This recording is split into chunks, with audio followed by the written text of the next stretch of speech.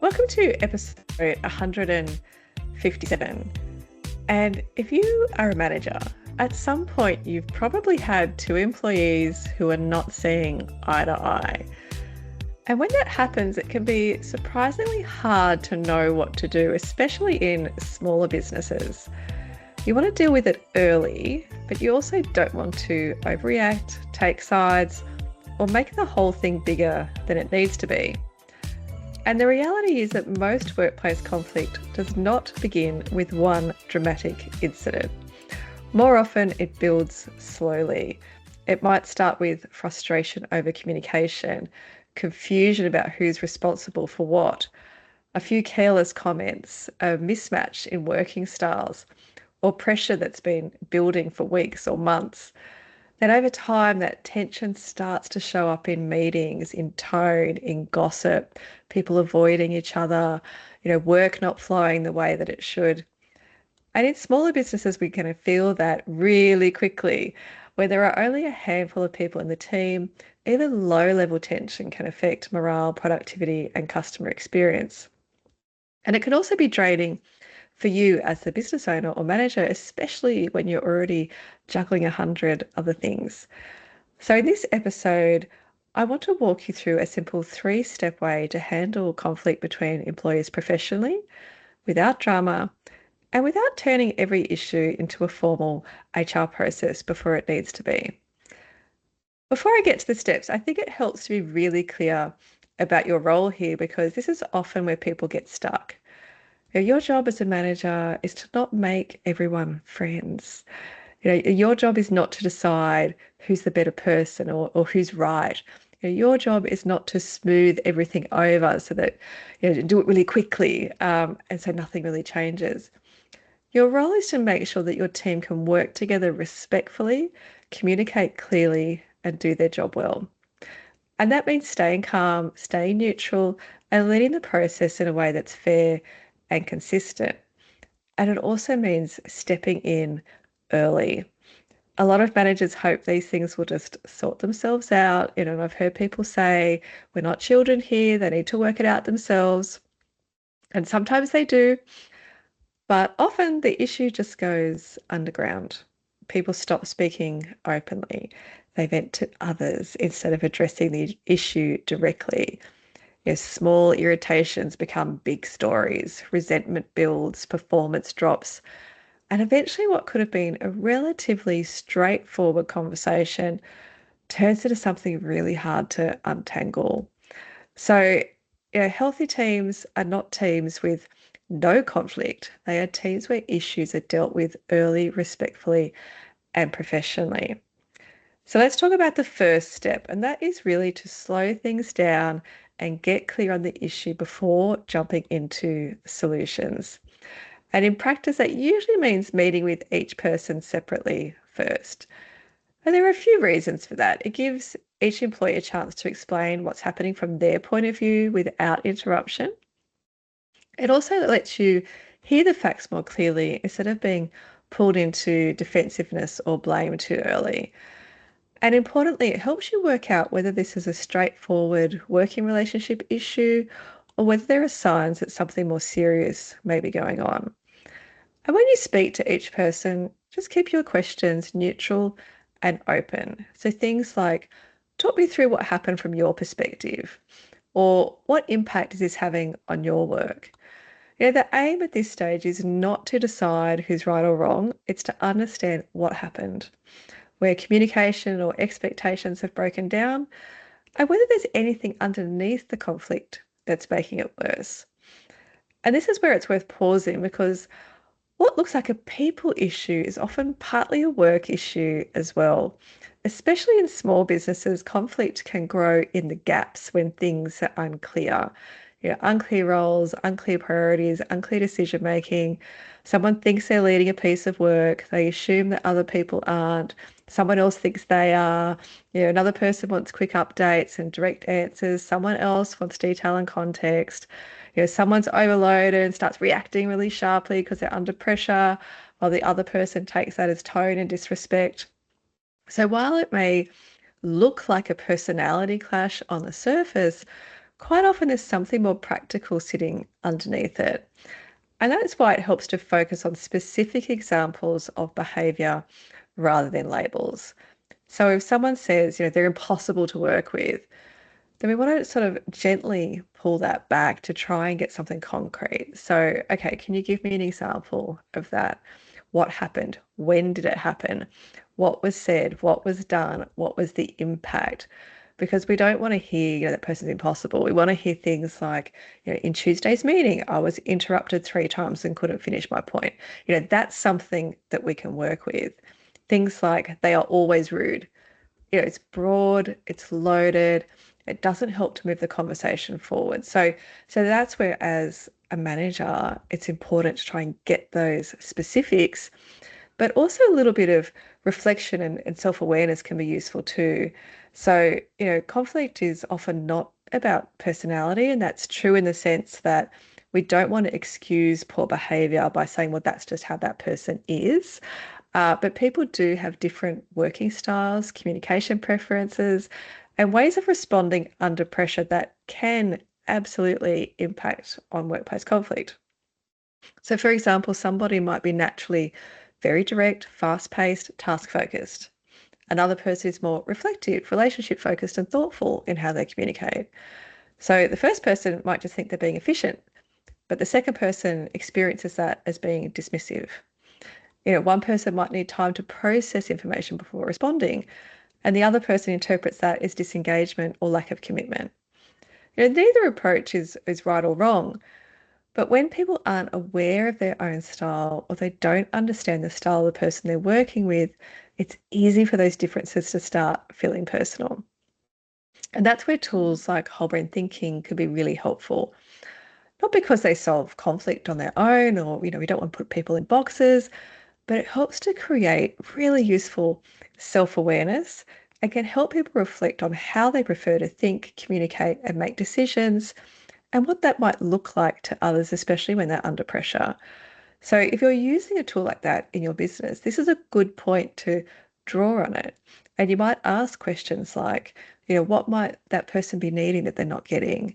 How might your communication style be landing for them? What assumptions are you making about intent? What can we do differently to make this easier? Even a small amount of reflection can just shift the tone from blame to understanding, and that gives you a much better base for the next step. And as the manager, it's also worth reflecting on your part in the environment around the conflict. So, have you set expectations clearly enough? Have you defined the roles well? Have you set standards for how the team communicates and raises issues? Have there been warning signs that were just left for too long? Now, I'm not asking you to take blame for everything, but good conflict management does involve looking at the system as well as the people in it. So you want to take a few notes as you go. They don't need to be extensive, but they will help you stay objective, spot patterns, and make sure that you're being consistent. So the second step is bringing everybody together and resetting expectations. So once we have that clear picture, we can have that facilitated conversation between, let's say, the two people in this case. It doesn't need to be overly formal, but it does need structure. If you bring people together too quickly before you understand what's going on, the conversation can easily just turn into point scoring. But if you've done the groundwork in step one, you're much better placed to lead a useful discussion. So you can start by setting the tone really clearly. And you might say something like, the purpose of this conversation is to understand what has been going on and agree on how we're going to work together moving forward. It's not about blame. It's about the impact of what we've been feeling and about finding a way forward. And this matters because it immediately shifts the conversation away from winning and towards solving. And so from there, we can give each person a chance to share their perspective without interruption, which is really important. People are more likely to move forward when they feel like they've been heard. And your role is to listen, reflect back what you're hearing, keep the conversation grounded in facts and behaviour, and step in if it starts becoming personal or unproductive. And this is where language really matters. So you want to help people move away from, accusations and strong language like, you always do this or you never listen. And instead to, when that happened, this was the impact on me, or what I need to move forward is, or what I believe we could do differently together is, and that last one is important because if both people can see they have some role in improving the situation, even if the roles aren't equal, the conversation becomes much more productive. And this can also be a useful point to link back to your business values and behavioural expectations. If respect, collaboration, addressing issues directly, speaking professionally are part of how you want your team to operate, then say so. Conflict conversations are not just about resolving one issue, they're also about reinforcing the culture that you're trying to build. So there's also some room here for self-awareness. If the issue has been made worse by different working styles, then you can also help people recognise that. It's not about watering down accountability, but just creating more balanced understanding. So, for example, you might say, it sounds like one of the issues here is that you both communicate quite differently. One of you is very quick and direct, the other prefers more context and discussion. And neither of those are wrong, but we just need to understand those differences and how it might be easy to misread each other. And something like that can be really helpful as a reset because it reminds people that it's not personal. It wasn't intended personally. And a couple of questions often work well at this stage. So, things like, what do you need from each other to work together effectively? What would good look like over the next month? What needs to change from both of you here? And these questions shift the conversation forward.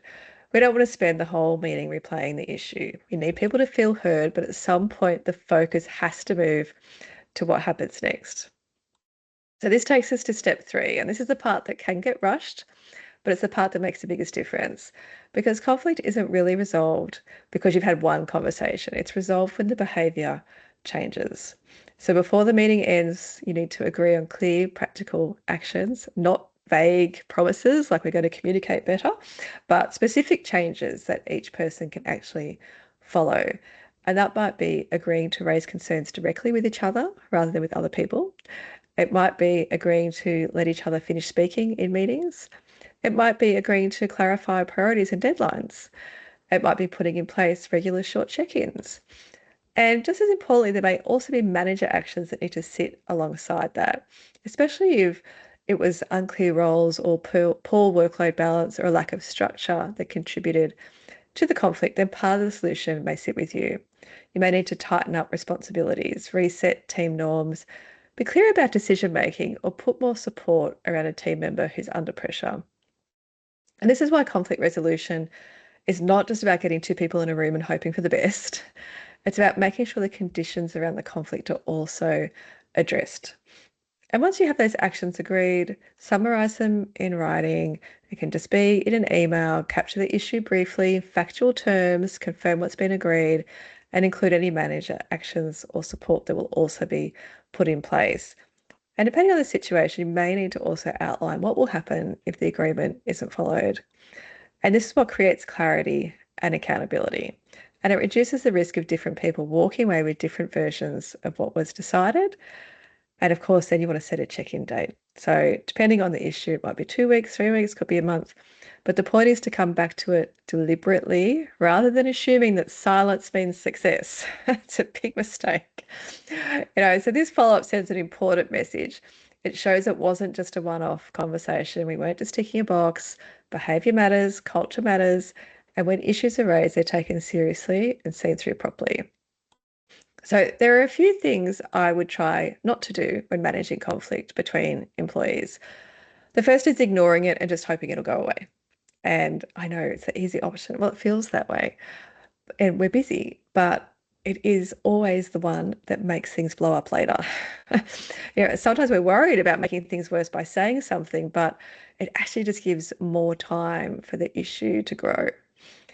The second is forcing a joint conversation too early. If emotions are high and you haven't taken the time to understand what's really happening, bringing people together can just really backfire. The third is taking sides too quickly. As soon as someone feels that you've already decided, oh, well, that person is the problem, then we have issues because that's where defensiveness just goes up and the chance of a productive outcome goes down. And finally, I would avoid treating conflict as purely an employee problem if there are wider leadership or process issues at play. Sometimes repeated conflict is a sign that team standards aren't clear enough, roles overlap too much, poor behaviour has been tolerated, or managers haven't stepped in early enough. So it's worth being honest about that and having a look at your processes. Now, it is important that you know when it needs to become a formal process because not every issue should be handled informally like this. And depending on the issue, there may be some legal obligations that mean you can't handle it like this. This three-step approach works well for general workplace conflict, things like communication breakdowns, frustrations, tension, just relationship niggles. But if there are concerns about bullying, harassment, discrimination, threats, victimisation, or repeated unreasonable behaviour, then that's where an informal process is often not enough. And you need to go to that more formal complaints or misconduct process instead. And this is where your policies really matter. And it's really important to get professional HR support early so that you're handling the issue appropriately and consistently. So if I was to sum this up simply, handling conflict professionally comes down to three things. First, slow it down, understand what's really happening. Second, bring people together to reset expectations and rebuild a workable professional relationship. And third, make sure there is a clear agreement, follow through, and accountability afterwards. Conflict is uncomfortable for most people, and I don't think there are many business owners or leaders that enjoy dealing with it, but avoiding it will cost more in the long run. When conflict is handled early and well, it can strengthen communication, build trust, and reinforce a healthy team culture. When it's ignored, it tends to quietly damage performance, morale, and retention. And especially in smaller businesses, you will feel that cost quickly. If you're dealing with conflict in your team right now, my encouragement would be to not panic, but also to not avoid it. Stay calm, stay fair, get clear on what's actually happening, and deal with it in a way that's respectful, practical, and consistent. And if this is something that you're navigating in your business and you actually need some more support, you can book a discovery call with us at Amplify HR. We're very happy to work it through with you. The link is in the show description. And if you've received value from this episode, I would love it if you could share this with a fellow business owner or manager who's building their team this year. You can also show us a love by leaving a rating or a review over at Apple Podcasts or Spotify. Thank you so much for joining me. If you have any feedback, questions, or ideas for future episodes, head on over to amplifyhr.com.au or connect with me on LinkedIn and we can start a conversation.